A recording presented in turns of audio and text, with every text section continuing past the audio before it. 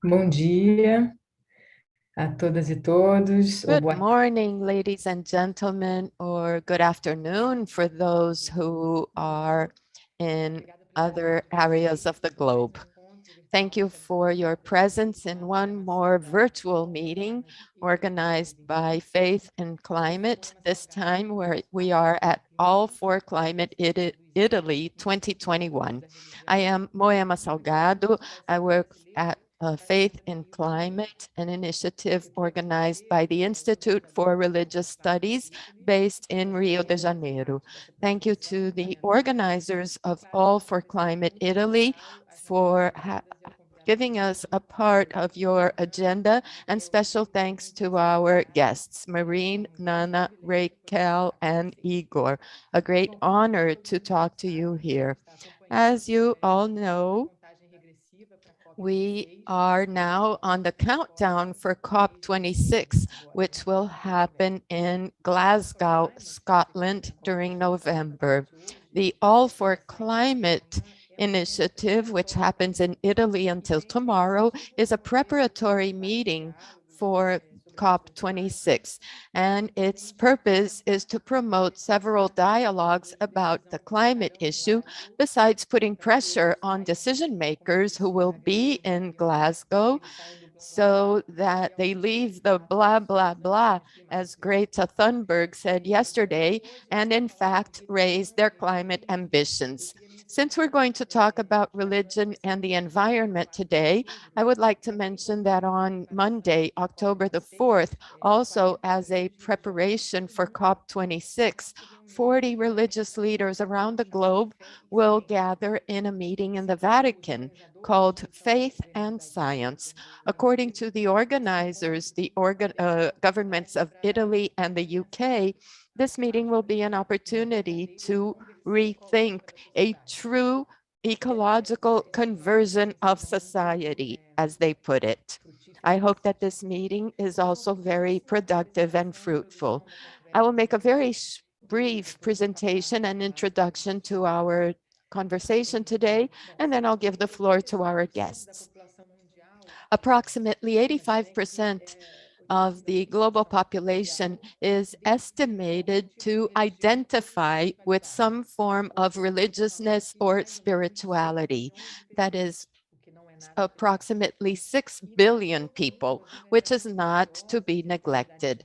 And almost all around the world, religious and faith communities have great social, educational, political, and cultural influence. And when this influence is inspired in the deepest ethical values from the different religions, it can and is a powerful agent for change.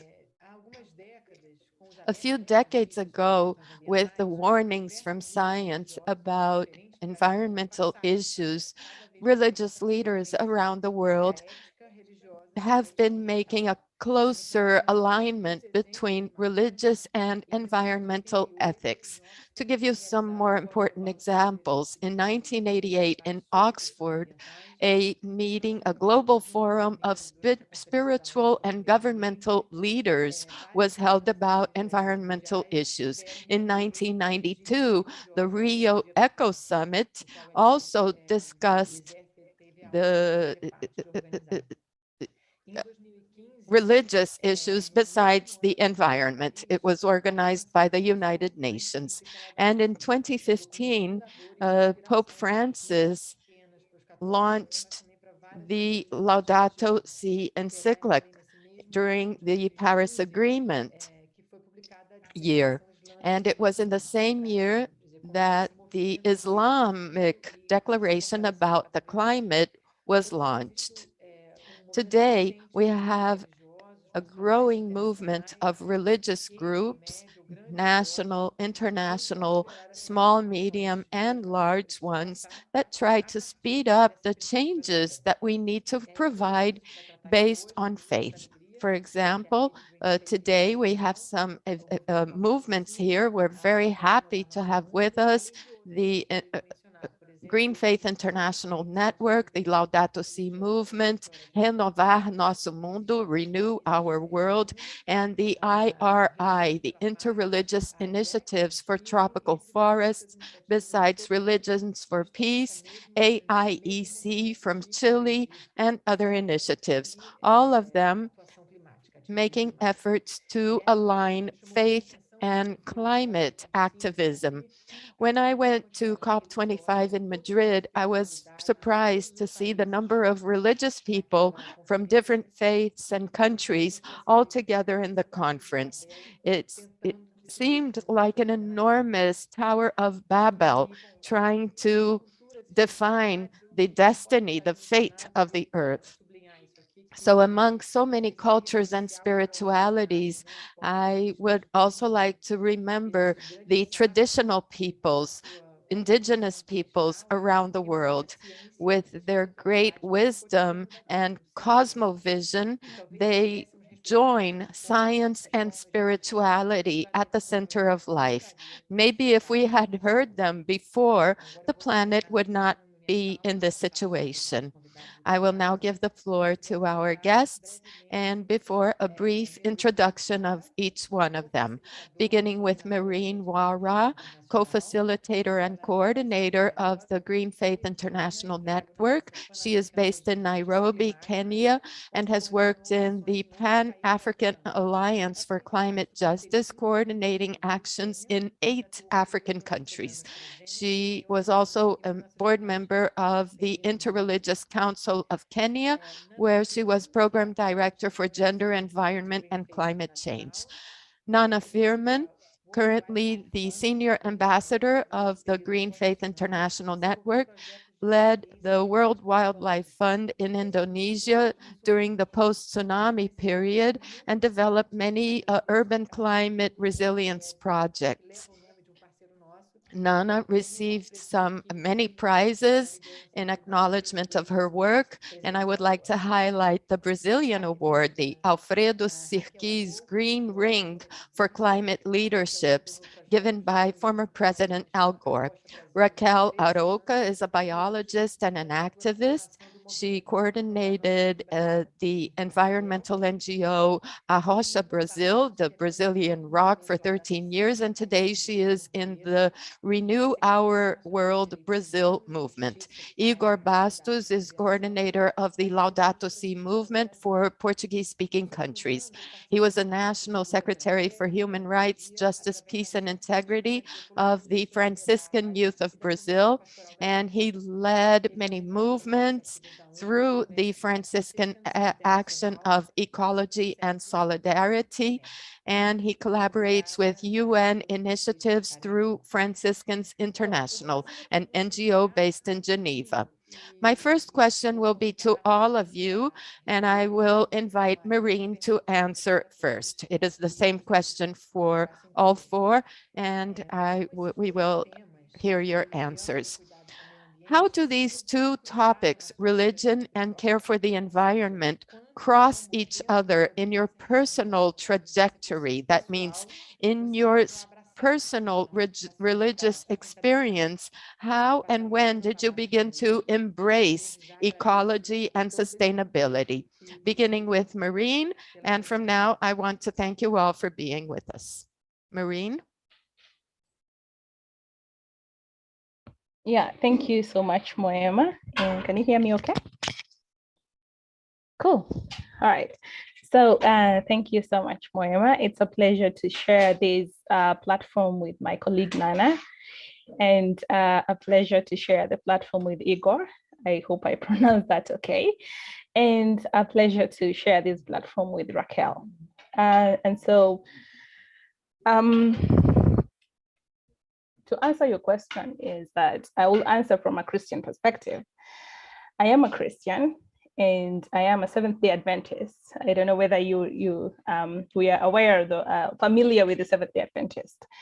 And so I will take that question and say that one of the fundamental teachings of my faith is to be a steward, to take care of the environment. And my Bible tells me that you're supposed to take care of it. You're supposed to till it in terms of farming so that it takes care of you as well. And so that is because if you take care of the environment, that is where your food comes from. If you take care of the environment, that is where you get your water from. If you take care of the environment, that is where you get your medicine from. From a traditional point of view, most effective herbs come from, the forests, the plants. And so for me, the line between ecology and the environment is not there, if someone would ask me, because it's supposed to be obvious. There's supposed to be no line. It's supposed to be so clear, because as a steward who's put on earth, from my teaching perspective, to take care of the environment, then it means that you need to live in harmony with the environment. And living in harmony with the environment means do not cut the tree, because you'll be killing it. So when you're killing it, it means you're not in harmony with it. When you're farming and you're not putting a lot of pesticides and toxicity into the soil, then it means that you're taking care of the earth. So that the fresh roots that you get from the earth, you can still eat them directly without fear that you'll get some chemicals from it. So the role of faith in taking care of the environment is very vital. And it is the sole purpose as to which every faith leader or every indigenous person is supposed to take it very seriously, because it is a sole responsibility. As I said, drawing from my Bible, the Bible says, take care of the environment. So that is the first responsibility that I know I was given as a human being and as a Christian to do. So going back to your question of how did I get into this work? So to just give a small correction, I was a board member in the Interreligious Council of Kenya, but I worked with the Interreligious Council of Kenya for 8 years, managing the environment, gender and climate change department. So in this work, I went to a community that was earmarked for a fossil fuel plant, and when I went to this community, what I saw, I don't think is something that is supposed to be seen. I saw a community of human beings who were living like forgotten generation, because that was a place that was marked by the government and corporations to have a coal power plant. So they didn't have the rights to go to school. They didn't have the rights to farm, because it is a farming community. They didn't have the rights to get an hospital. They didn't have roads. They didn't have shops. So they lived like wild animals. They didn't have homes. Their houses were pretty much leaves and sticks. So at that point in time, I realized that people have decided to bear a lot of importance to money and development. And we have forgotten, number one, the land. Number two, we have forgotten the human beings. So at that point in time, I realized that I needed to say something, because if I didn't say something, then that community was going to continue lavishing in poverty. That community was going to continue drinking contaminated water. that communication community was continuing to have children who are not going to school, who have no right to worship. And so I took it from the responsibility, from the point of a woman. As a woman, I would want my children to go to school. As a woman, I would want to be treated with dignity, to have the rights to go to the hospital, So, and then reconciling that with the fact that I'm a Seventh-day Adventist who's been called by the Bible to be a steward, I didn't have an option. There was no question. And so I decided at that point on that because I come from a position where I can afford a cell phone, I can afford to write, I can afford to reach the media, I was going to do something. So that is where my journey started. And 9 or so years down the line, I'm still here saying that as a Christian, as a person who ascribes to a faith, I need to take care of the environment and I need to say something. Thank you. That's so wonderful to hear that from Maryne. So thank you for this opportunity, and thank you, Moema, again for inviting me. So I was born and raised in Indonesia. So in fact, I was born in Jambi, which is the eastern part of Sumatra, which is in the rainforest. So growing up, I always hear that I am the, like, this kid from the rainforest, as a kind of like a joke in the family. Like all my uncles, like kind of call me like the rainforest, the forest kid. So, and then all the animals, especially the Sumatran tiger is my favorite animal. So I grew up with that kind of notion, even though my parents moved to the city, as I was a child. So I grew up in the city, but the notion of, like I'm from the rainforest, like forest is part of my like being. And then like we went, like my parents took us to traveling, visiting my grandparents and traveling through the rainforest. I feel like, wow, it's like a paradise. So, but I guess like, like being there, I always took off everything for granted. And I grew up like, as a Muslim, grew up from a Muslim family, everything just there. I never even really thought about it, and even though like I realized as I grow up now, I mean, like as my adult life, that's a lot of these things that I'm doing now. Actually, my mom, my dad like instilled on me as I grew up, but I never really thought about like environment and religion and so I think like you mentioned that I worked for the World Wildlife Fund, WWF, before in Indonesia. So the tsunami happened in the end of 2004, and I was called upon by WWF to kind of help the relief effort and also like the recovery effort, because all the coastal already damaged, and also like like people like lost their livelihoods, lost their houses and lost their lives, like loved ones also in Aceh region, which is the northern tip of Sumatra island. So I was called upon as I'm actually my education background is I have a master degree on urban design, so I design cities. So that was I was called to how to help out on the recovery and the reconstruction effort. However, there's a lot of things that I needed to take care of, not just like build the houses right away, but then like when we had to build houses. These are not like just 2-3 houses, but 500,000 houses. Where do we get the resources? So there is a big issue about timber at that time, because the rainforest in Aceh were still intact at that moment. And then everybody just like, oh, get like get the timber from, just chop the wood, the forest. And then we're like, no, you cannot like chop the forest just to build the houses. And also there's like a coastal damage that like really bad because of the tsunami. So there's one of the initiatives also how to do the recovery on the coastal damage. So the like to make that story short, like we actually come up with the green reconstruction guideline. these ideas of, having like to ensure that the reconstruction, the recovery that being done is in a sustainable way.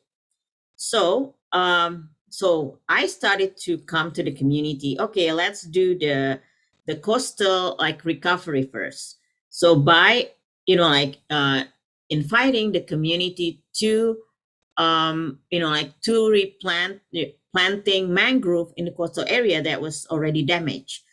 And then all the communities said like, why do we have to do planting when we lost our family, we lost our homes, we lost our villages, livelihoods, and everything.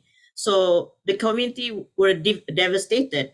But then I asked them, okay, let's plant the mangrove, and they said no, we don't want to plant the mangrove. And I tried to explain for sustainability, this is conservation, and all those jargons didn't work.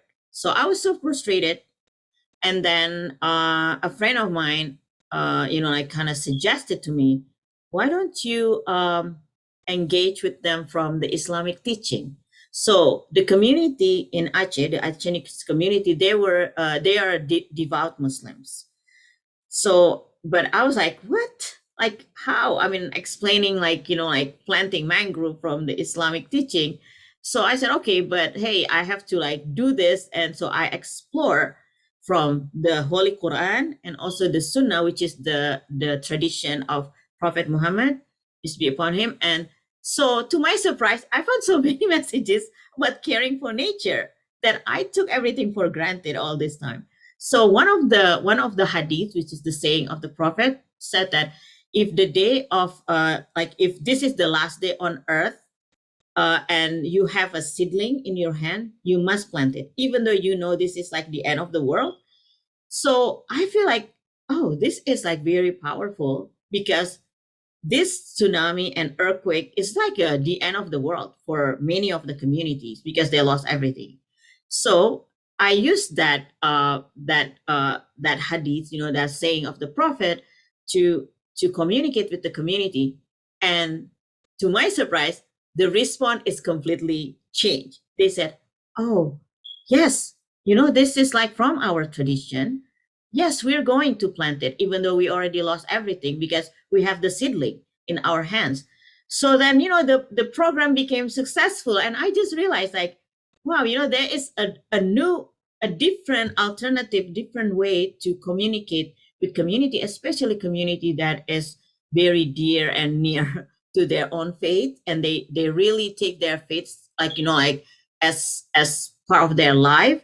So probably that is the one that is the missing link. So from that on, I started to explore more. As a Muslim, I learned more, after that, about all the Islamic teaching on environment, on protecting the environment, including when I started to engage with the climate. I got the climate reality training in 2009 by Al Gore. And so from that, I also use the from the Islamic teaching approach about how to do climate action, because I believe that climate crisis is also our moral crisis and ethical crisis.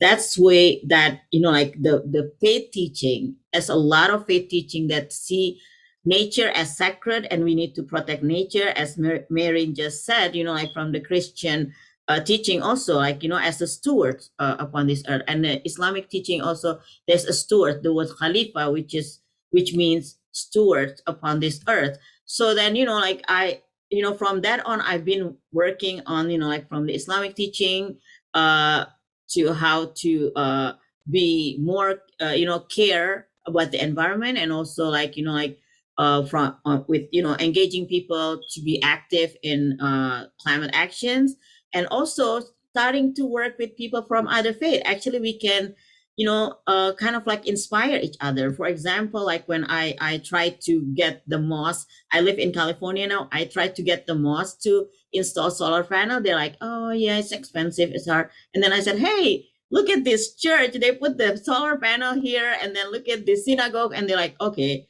And I said, it's not easy for them also. I mean, they're also struggle with their community trying to install that. But after 3 years of talking and talking and engaging, finally the board of the mosque said, okay, we're going to put solar panel in our mosque. And ever since, people take pride on it, because then, they're not just talking, like having asking the imam for the sermon about the environmental teaching from Islam in the mosque, but also they see there is a solar panel outside their mosque. So I think that's like in the in the synopsis, like how my kind of like involvement like to date. Thank you.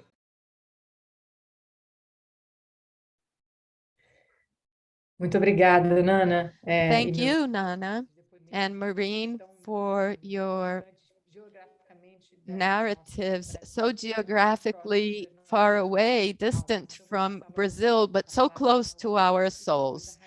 I will now give the floor to Igor and then to Raquel. First of all, thank you, Moema. It is a pleasure to be here with you and your organization, Faith in Climate, and a wonderful opportunity to be with Nana, Maryne, and Raquel. Your first question touches me very strongly because religion has always been present in my life.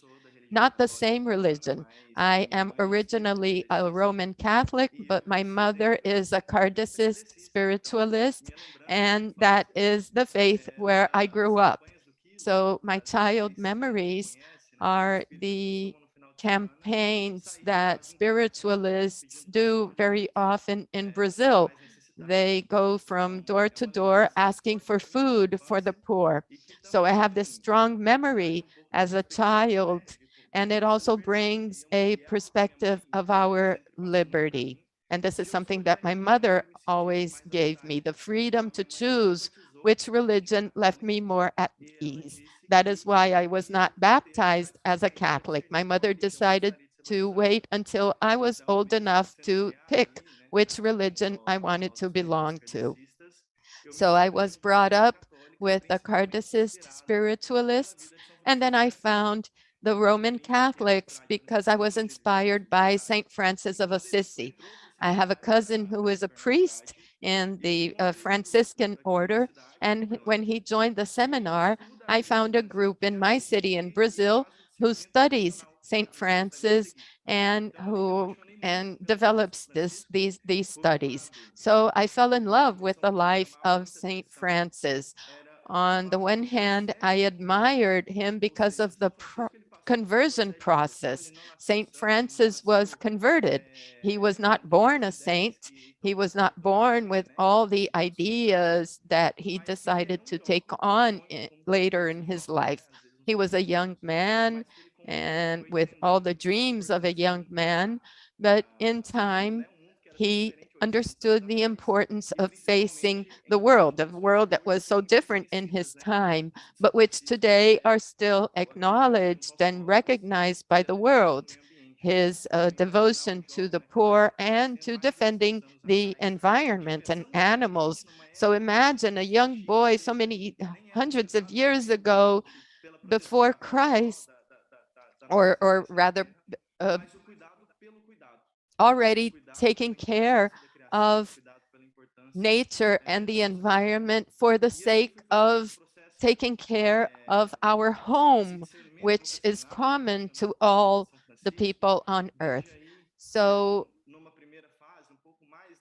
since this phase of my life, guided by the life of Saint Francis, and then after that difficult, rough time we have when we are teenagers, when we need to decide who we want to be, what we want to study, I went for engineering.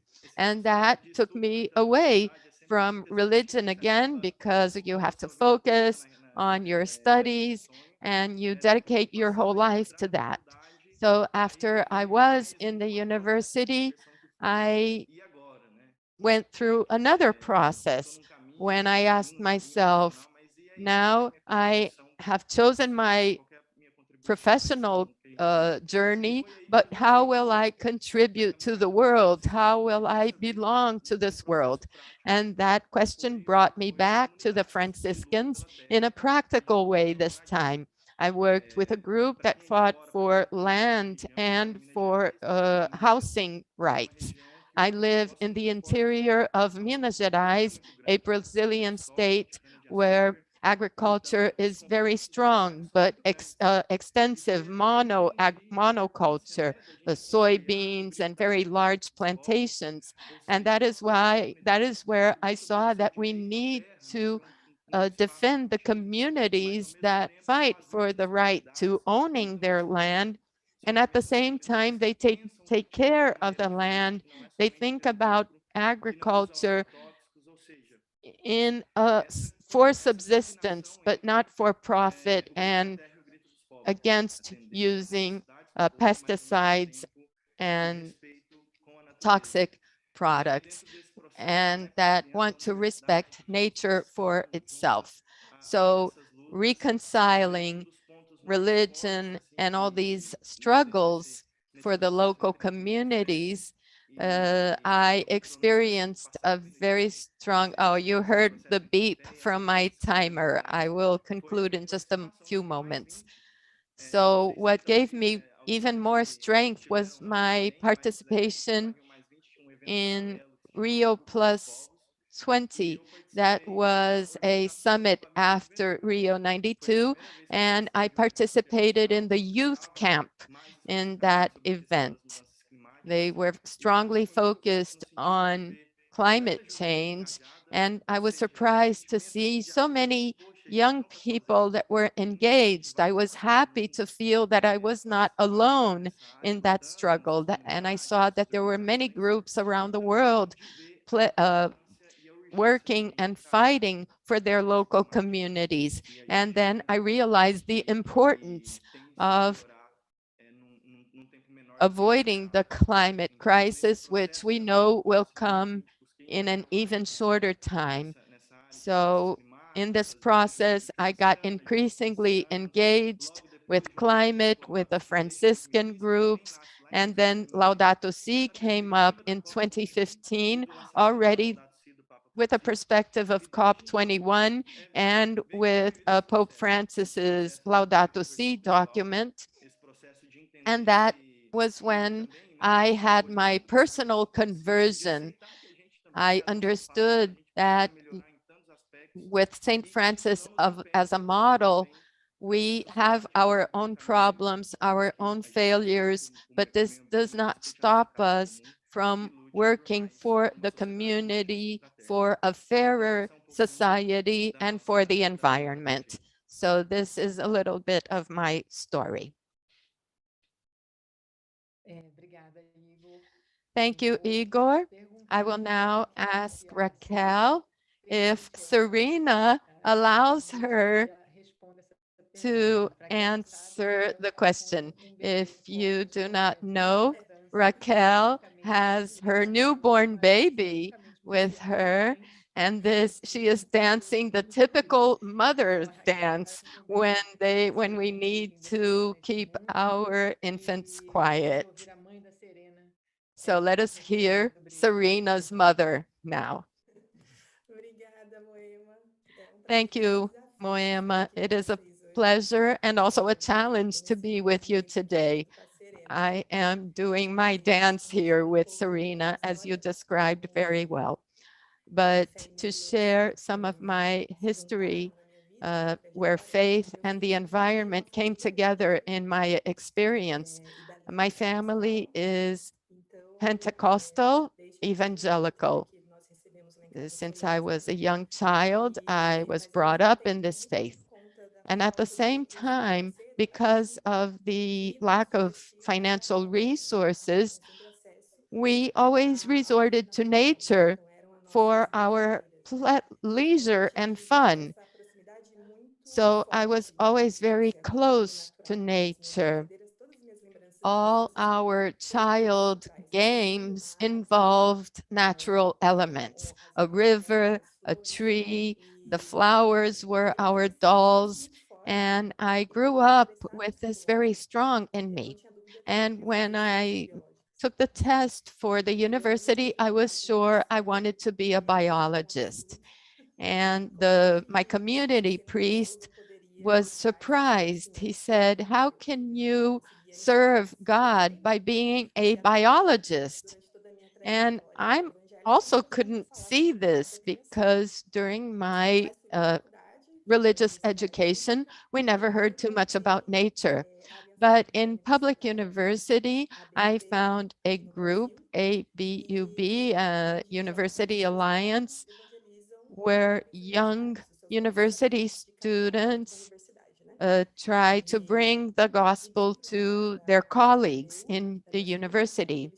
And in this group, it was a religious group, they published a book telling the story of Peter, who launched the group The Rock in Portugal. He was an English priest and he left his country and went to Portugal to protect a coastal area where there were birds who needed that area, and the area was being destroyed by real estate projects and developments. I read his book, I fell in love with it, and I understood there and then that I could use my profession as a biologist together with my Christian faith. I therefore had the mission to take care of all of creation and not only to save souls. And as a coincidence, in Brazil, a group was starting to try to bring these ideas from the Portuguese group. I joined this group in 2002 and I stayed with them until 2006. We brought the group, The Rock, to Brazil, and then we founded it officially here.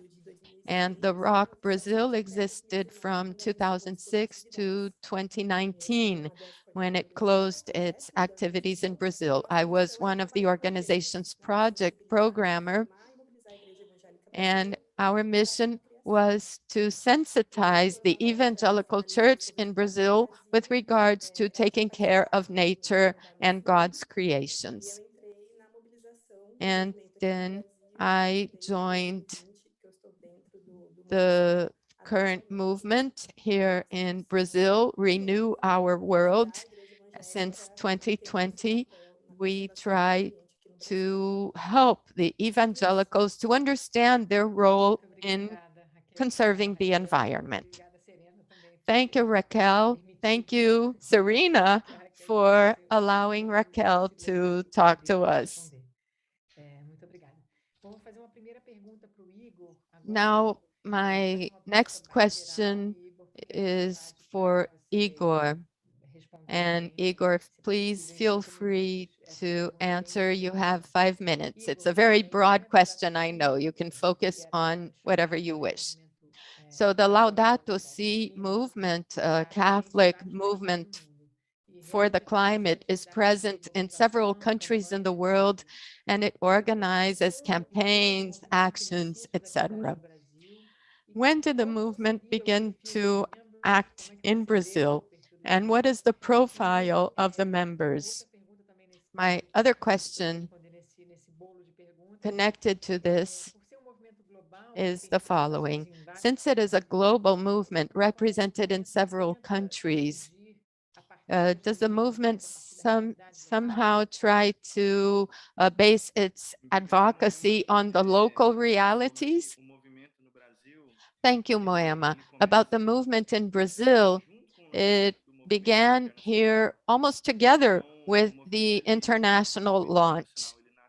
The international movement was founded in 2015 when Pope Francis visited the Philippines. This happened in January 2015 after a very big typhoon caused much devastation and killed many people, left thousands and thousands of people without homes.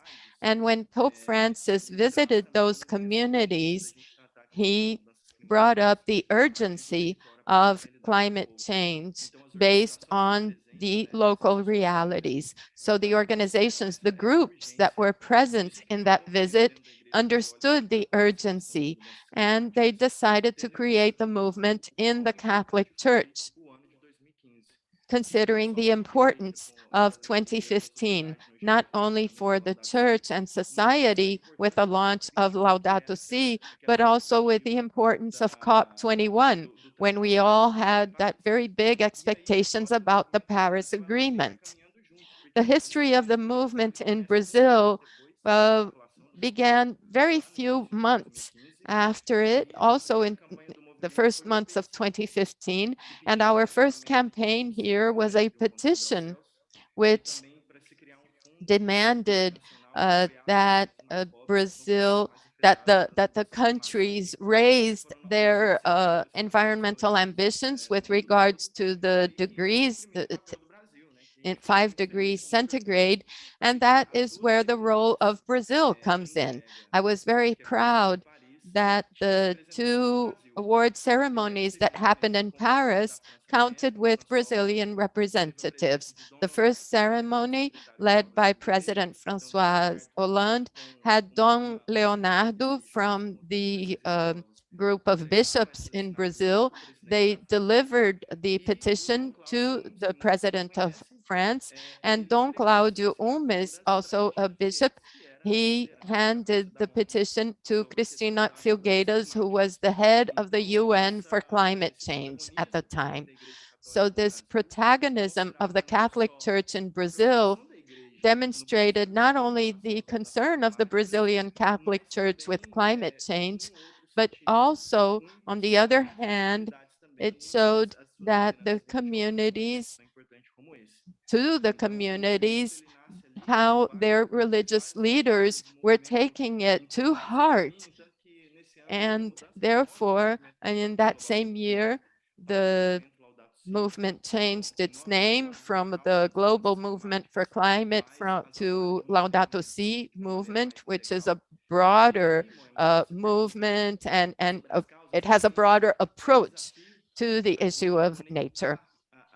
And we have a big challenge, which is to connect global agendas with the local agendas, but we have been trying to do that in several different ways, using networks, organizations, and local communities, so that based on their local issues, they can link their struggles to global struggles. And this includes not only visibility. We have been seeking to give visibility to our local agendas in order to show that most of the changes, the majority of the changes that we are fighting for in the world are always materialized at the local level. This is what we need to understand, and this is why we need to engage our communities and all our groups, which are very diverse groups. The groups under the Laudato Si movement join the Vatican with local communities. We have the Laudato Si animators. Every year we organize 2 courses so that the animators create a local chapter, a local group, and manage to find local partnerships in parishes that will then sign and join the movement. We have a very big diversity of people, and with a common objective of advancing together and bringing down the belief that we are alone. We know that it is not easy to be a part of a local community. You face enormous challenges. You receive many no's as answers from all over. But when we get together, we get more hopeful, and we show that it is possible to bring change to our local communities by acting globally. Very good, Igor. This, I believe we all share this feeling of the comfort that dialoguing and hearing about other experiences brings to us, knowing that we are not alone, that we are ants, and that many ants together can build a lot. Nana, your question. Could you tell us how the Green Faith International Network functions, how it was created, what is going on now with it? And I would also like you to include something that is a curiosity for me. How do you see the mobilization of Muslim religious leaders in the environmental agenda? And do they have a global consultation among them? So 2 questions about the movement, how it was born, how it functions, and also about this possible alliance between Muslim leaders. Yeah, thank you, Moema. So, yeah, after the Islamic Declaration on Global Climate Change in 2015, that's like 2 months after the Laudato Si in August. At that time, we came. So, like, there is like that was a wonderful declaration, and it was like it was there agreed upon by I think almost like 80 religious leaders, like Islamic scholars and religious leaders. And like a few months after that, there's Paris agreement, which is like a success. But then we also thought about like this declaration. That declaration is just a declaration if you don't like follow up on it. So like the year after that, we kind of like some of the Muslim activists came together and started to have a like discussion, and we said, hey, we need to like kind of like put this into action, like an action plan, and how can we also have communication and network, build our own network within the Muslim community around the world. So that's how the Global Muslim Climate Network came about. So I know also like GCCM when it was born. So we were like having like back and forth communication like with each other, because we wanted to learn from our Catholic sisters and brothers, like how did they create their network. So then we started to do that, and then we kind of like based on the declaration focus on the Muslim majority countries talking to their government to reduce like the fossil fuel, or like stopping the fossil fuel new infrastructures, and then like pushing them into transformation to like clean and renewable energy. So asking first from like the rich Muslim countries, because they have the like all the support and like to do that, whereas like they should help the like more struggling Muslim countries to do the transformation. So that was like our main focus on that. But then like how do you actually how do you actually like implement that in like everyday language to your own community? So we started like from from the houses of worship, from the mosque. How can we green our mosque and bring this teaching into the mosque, not just including like engaging with the religious leaders, because they have the pulpit, right? They're the one who's give the sermon. So ask them to to make them aware of what is the condition of our earth at this moment, so then bring the Islamic teaching into their pulpit. So from that, we started to have this what we call like the green khutbah, which is the green sermons, asking the the imams to bring this about to the pulpit, and also starting to introduce the greening the mosque. And the greening the mosque forms like in a different format in different countries. So like in Indonesia, for example, they came about as the eco mosque movement.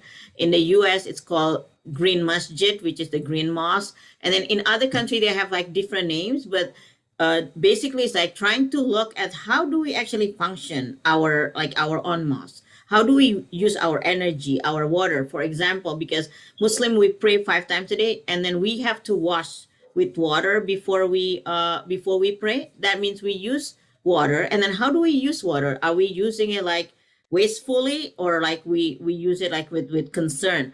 And then also the energy that we use, and then the food.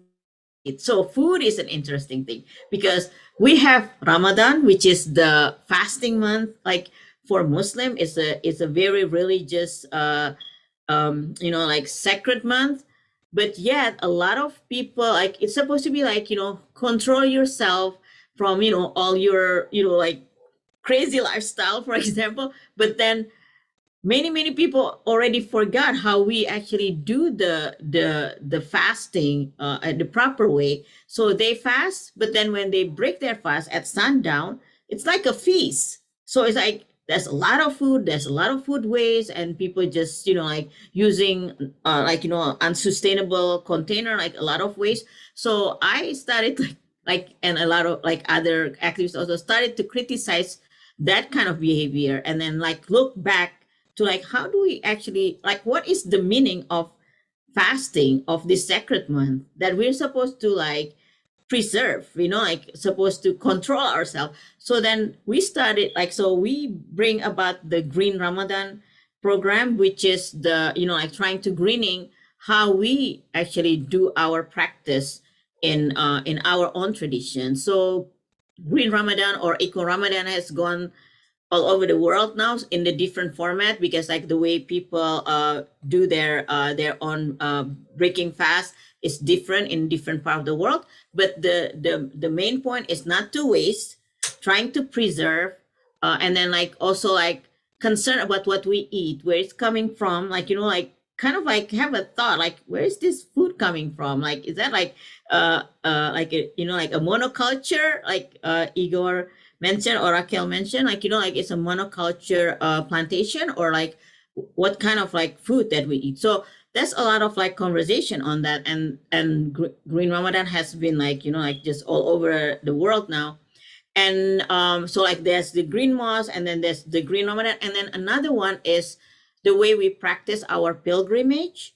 So like Muslim, like once in their lifetime, if they're able to go to make a pilgrimage, which is called Hajj, to Mecca in Saudi Arabia. So that also, like we look at that, how do we practice our pilgrimage? That's like obviously because we live in a modern time, everything is just like available, then we tend to be wasteful. But that is not the spirit of pilgrimage. It's supposed to like kind of like have your like like reminder who you are and be humble. So then we started to also look at the like how we practice, and then so this Green Hajj movement started to come about also. So those are the practice from that came about from the Islamic Declaration on Global Climate Change. And right now we have a conversation with the like among the scholars, they have like an intense conversation about environment and climate from the Islamic perspective. And also from the activists, we have our own kind of like groups, whereas the activists, how we like connect with each other. So, and once in a while we have a cross, boundary between activists, because we're more like mobilization, action, whereas the scholars is more thought about jurisprudence, like in Islam it's called fiqh, like and they can come about with fatwa, which is like the jurisprudence, what is what we should do. So then like for example in Indonesia they have the fatwa on rainforest, the fatwa on water. So then like how you actually use your water, and how do we treat our rainforest, so on and so forth. So I'm actually working on how can we work on the fatwa with the fossil fuels that is not yet available in the world, and nobody's using like actually doing it. So I'm pushing the scholars to actually have that kind of conversation. It's a struggle, because because that's like some major Muslim country also the producer of fossil fuels. So there is a struggle. And then but then like we know that this is not a sustainable way, and we are ruining the earth. We need to talk about this, and then that is from the teaching of Islam. So then, like the scholar is on board with us. The struggle is just like, how can we explore that more and then also make it more bold? Not just like, like a statement, but how can we practice it and also maybe influence our government to make the right decision?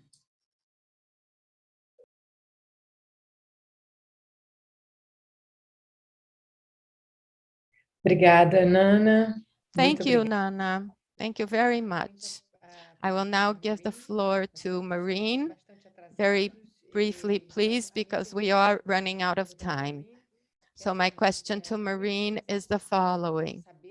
Maryne, although we already know that the most vulnerable people are the ones that suffer the most with the climate crisis, the African continent, just like Latin America, has its own specific challenges and urgencies that can bring subsistence to with regards to the subsistence of its population.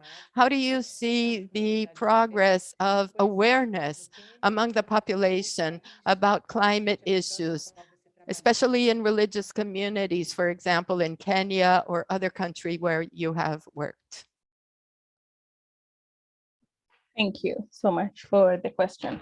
So in terms of, first of all, I want to say that the African community, especially the religious community, for a very long time have not been active in speaking about climate issues. Not because they did not want to, but because they did not know how to make the connection. And this, I want to take back to your first question. They didn't know how to make the connection between theology and climate justice, or theology and environmental protection. For a long time, the African community, especially the faith-based community, thought that environmental protection and climate justice work belonged to scientists, belonged to the government, belonged to biologists, So the concept itself was very complicated and complex. So religious people did not want to get involved.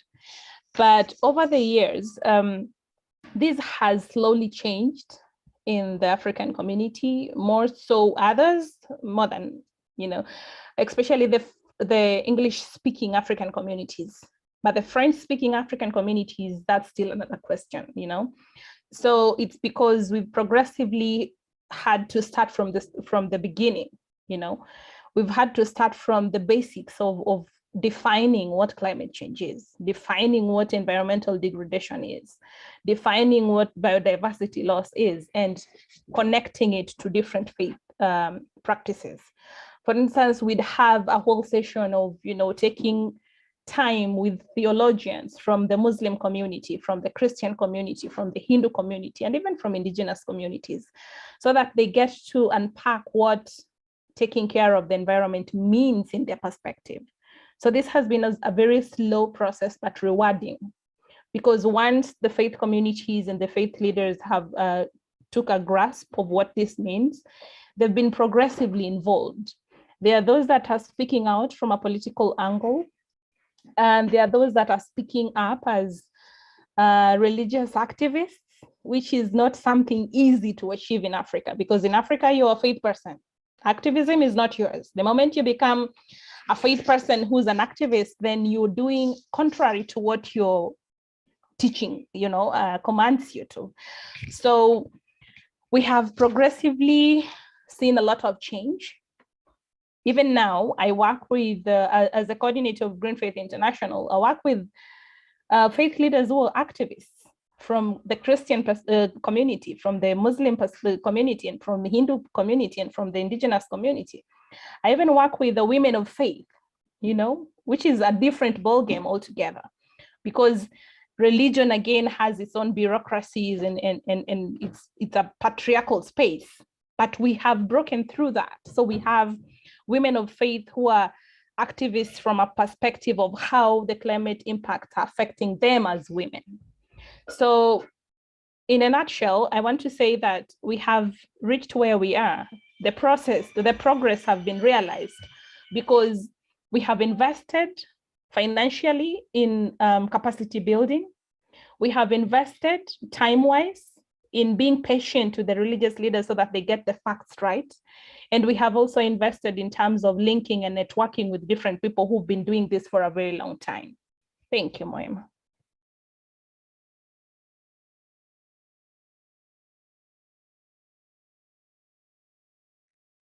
Eu que agradeço, Maryne.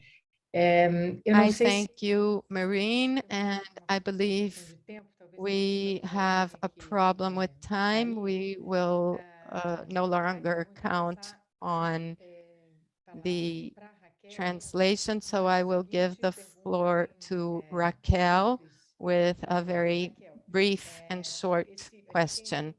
Raquel, we have seen the growth of evangelical groups.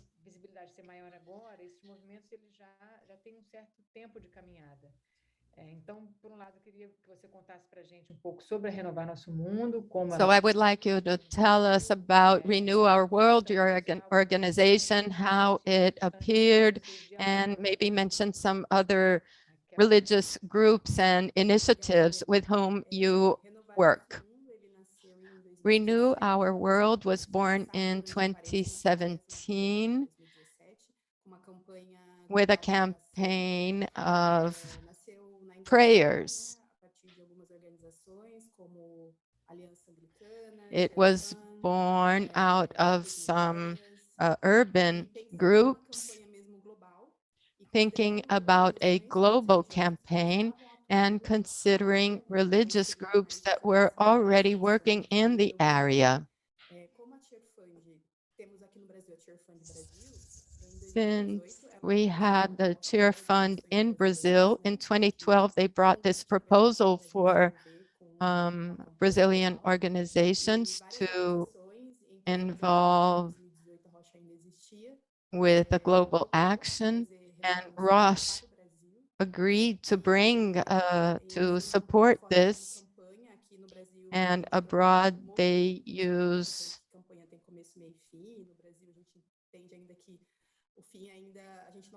campaigns. We still cannot see it as a campaign. We prefer to use the word movement, and the movement began in 2018, and it is a network of people, organizations, and churches that are mobilized around the care for creation. And the main purpose, again, is to sensitize the evangelical church based on the Bible, inform them of what is going on in the world so that they can act, and also create opportunities for the evangelical churches to engage in more practical ways.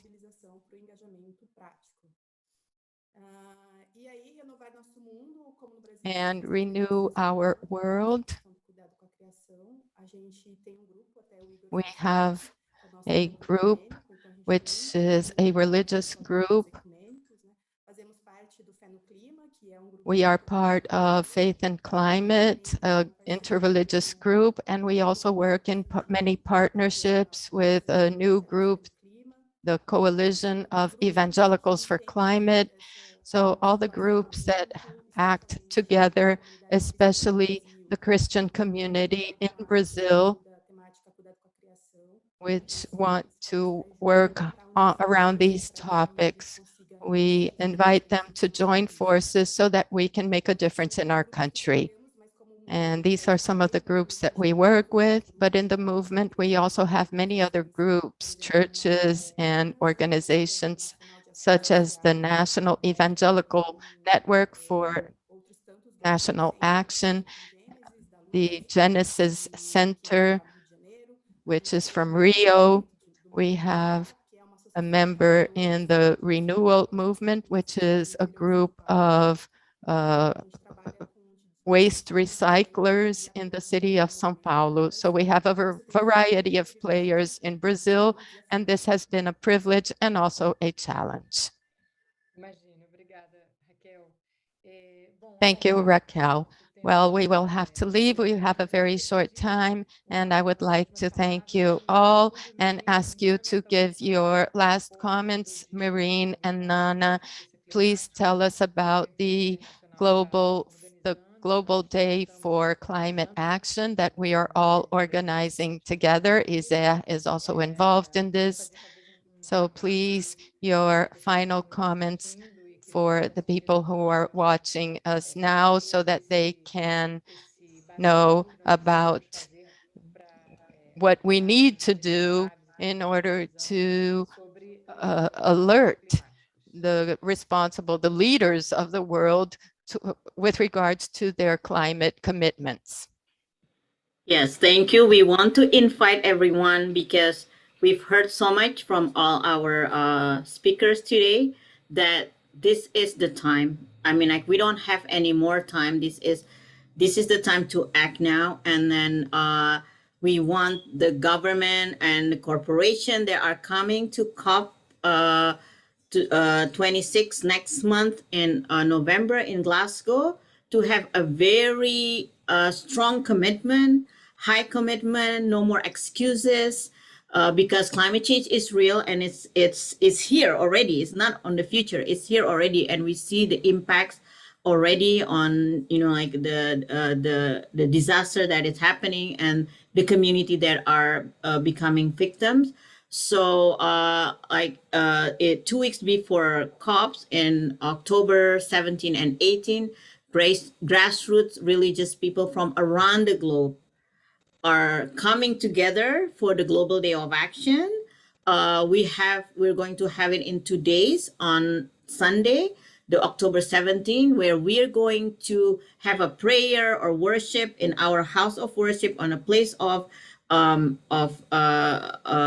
like meditation, where we can have a banner to show people like what demands that we ask for our government or the corporation, mostly like fossil fuel corporation or financial corporation. You can check out from our website. It's faithsforclimatejustice.org. And on the Monday, on the October 18, we want people of faith to come to the whole of power, you know, like the decision makers, to tell them and give them support that, yes, we are 100% behind you, people of faith. We don't want to see our planet getting ruined. So please have a strong commitment that is for the sustainability of our future and the future generation. Perhaps Maryne wants to add more also on that. Just I sorry, think you Nana. said it, and we are running out of time. Maryne? So I'm just gonna say that Just a second. Igor, we have Franciscan Internationalis in Kenya. Maryne? Tell them to do something and put it out there in the Day of Action. And Raquel, we have Evangelical Alliance of Kenya also. Tell them to say something that they want to come from them to whoever they want to come to go to, so that they can take a photo and share it for Faith for Climate Justice. Thank you. Sorry, Maryne and Nana, as we don't have the translator anymore, I will translate in Portuguese quickly for our audience. Todo mundo está me ouvindo em português e inglês, então eu vou fazer rapidamente um resumo do que Nana e Maryne trouxeram, sobre justamente o Dia de Ação Global pela Justiça Climática, que a Rede Green Faith Internacional está promovendo em diálogo com várias organizações. São mais de 200 eventos que estão previstos em todo o mundo, nos dias 17 e 18 de outubro, ou seja, 2 semanas antes da COP. E o objetivo principal desse movimento, dessa campanha, é dizer, enfim, é estar apoiando e pressionando os responsáveis e tomadores de decisão, passando a mensagem que as comunidades de fé têm poder e têm mobilização, e que pedem para maior ambição climática, maior compromissos, e que enfim, tentando dizer que não há mais desculpas, não podemos mais esperar, não há mais desculpas, as mudanças climáticas já estão acontecendo. Então, nesses 2 dias, 17 e 18 de outubro, convidamos a todas e todos as comunidades de fé que possam, em seus espaços de fé, fazerem rezas, meditações, cantos, danças, músicas, e também no dia 18, na segunda-feira, fazerem qualquer tipo de manifestação pública. Não precisa ser uma grande manifestação, mas postar alguma coisa em suas redes, dizendo para que você quer pressionar o seu governo, qual o compromisso que você quer que o seu governo, sua cidade, seu estado, seu país, assumam frente à crise climática. Então, esse chamado que Nana e Maryne trouxeram aqui, eu me junto a elas para que possamos mobilizar cada vez mais nossas comunidades de fé nesses dias 17 e 18. Vou passar rapidamente para terminar, Raquel e Igor, palavras finais assim, de encerramento, e depois vamos fechando. Raquel. Obrigada, Moema. Só lembrar também que Renovar Nosso Mundo aqui no Brasil também está empenhado com a COP26. A gente tem uma campanha chamada Reiniciar 21, e agora em outubro a gente vai lançar algumas ações já pré-COP, né, para pressionar e, de novo, né, informar, sensibilizar a igreja para quando chegar a COP ela possa fazer alguma coisa prática. E aí durante a COP também a gente está pensando em algumas atividades para a igreja levantar a sua voz e pressionar especialmente o nosso governo brasileiro a assumir e cumprir as promessas que foi na assinatura do Acordo de Paris.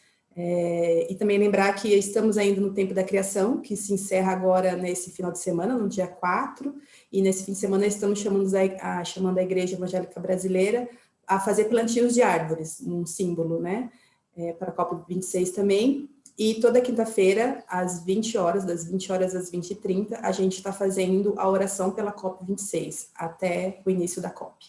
Obrigada pela oportunidade e conheçam mais sobre Renovar Nosso Mundo aqui no Brasil. Fica o convite. Obrigada. Raquel, eu vou pedir, a gente vai colocar no chat aqui do YouTube os sites, os websites do Green Faith Internacional, da Renovar Nosso Mundo e do Movimento Laudato Si, para vocês poderem acompanhar o que o pessoal tem feito. Certinho. Primeiro também agradecer o convite, fico muito feliz de poder contribuir de alguma maneira, agradecer a Nana, a Maryne, a Raquel pelos testemunhos.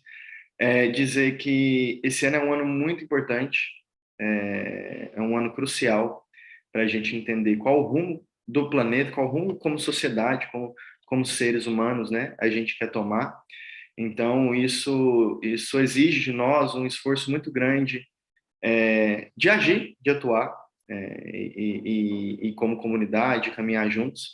Lembro que o Papa Francisco vai participar da COP26, então é um gesto muito simbólico também, é a primeira vez que o Papa participa de uma conferência da ONU sobre mudanças climáticas, e mostra também a preocupação das comunidades, né, e a importância das comunidades religiosas se engajarem, né, nesse compromisso, nessas questões. Dizer também que nós aqui como movimento a gente tem buscado também algum tipo de incidência junto ao governo brasileiro, que vocês devem saber, é muito complicado, a gente tem vivido uma situação muito difícil. Então, recentemente a gente lançou uma coalizão de investidores católicos que enviaram uma carta ao governo brasileiro por ações pela proteção da Amazônia, dos povos tradicionais. Então, essa articulação ela tem continuado e, de certa maneira, tem nos dado alguns frutos. Quem tiver mais interesse também, entra lá no site que a Moema vai compartilhar, fique em contato com a gente. E queria deixar 3 palavrinhas que eu acho que são muito importantes para nós nesse ano e para a gente encarar nesse momento tão difícil. A primeira é a ousadia, a segunda, a profecia, e a terceira, a esperança. Então, se a gente mantém essas 3 palavrinhas no coração, tenho certeza que o nosso medo do tamanho do monstro que é essa crise que a gente vive, a gente vai conseguir enfrentar. Então, é um pouquinho da mensagem, agradeço de novo, um beijo a todo mundo. Obrigada, Igor. Como a gente não está mais com tradução, vou fazer uma despedida nos 2 idiomas. Nana and Maryne, thank you very much. We lost the translation, so I will send you after the message that Raquel and Igor shared with us. But I liked the 3 words that Igor shared with us. Boldness, is that ousadia, boldness, né, Igor?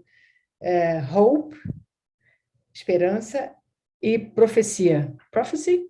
Igor, você?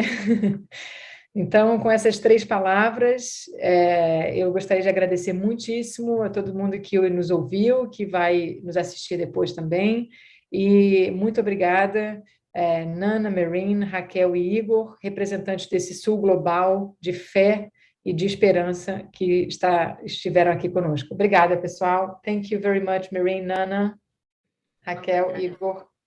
Até breve. Tchau, tchau. Tchau.